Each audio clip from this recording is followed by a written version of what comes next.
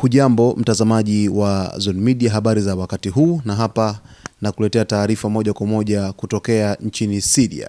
Mapigano makali yameripotiwa tena katika mji wa Aleppo baada ya vikosi vya Wakurdi kukataa agizo la serikali la kuondoka kwenye maeneo wanayoyadhibiti.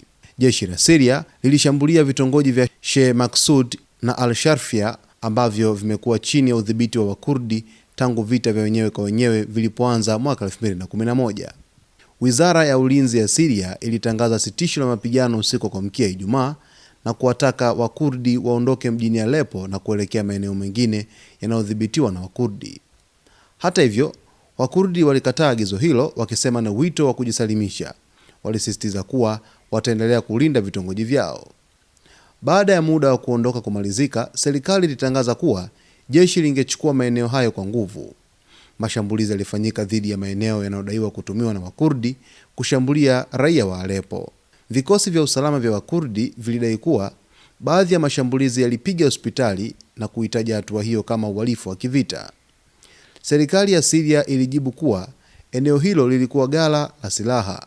Asubuhi ya Jumamosi, jeshi la Syria lilitangaza kuwa limechukua udhibiti wa eneo la Sheikh Maksud. Kupitia mtandao wa X, jeshi liliwataka wapiganaji waliobaki wajisalimishe na kukabidhi silaha zao kwa ahadi ya kulindwa.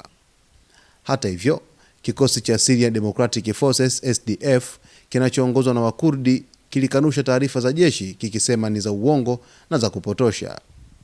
Mapigano hayo yamesababisha watu zaidi ya 140,000 kuyahama makazi yao, huku raia wasiopungua 9 wakiripotiwa kuuawa. Marekani na Ufaransa zinaendelea kufanya juhudi za upatanishi ili kufikia makubaliano yatakayoruhusu Wakurdi kuondoka Aleppo kwa amani, huku haki za raia zikilindwa. Aleppo ni moja ya maeneo yenye mvutano mkubwa chini ya serikali mpya ya Syria inayoongozwa na Rais Ahmad al-Sharaa. Mapigano ya hivi karibuni yamesababisha maafa makubwa katika mji wa Aleppo, ambapo matumizi ya silaha za moto yamekuwa yakipelekea vifo kwa raia wasiokuwa na hatia, lakini vile kupelekea idadi kubwa ya watu kuyakimbia makazi yao. SDF ni muungano wa vikundi vya kijeshi vinavyoongozwa na Wakurdi na vilipata msaada wa Marekani katika mapambano dhidi ya kundi la kigaidi la IS, yani Islamic State. Lakini serikali mpya ya Syria ilikubaliana na SDF kuviunganisha vikosi hivyo ndani ya Wizara ya Ulinzi kabla ya mwisho wa mwaka 2025, lakini mpaka sasa hakuna maendeleo makubwa ambayo yamefikiwa dhidi ya mpango huo.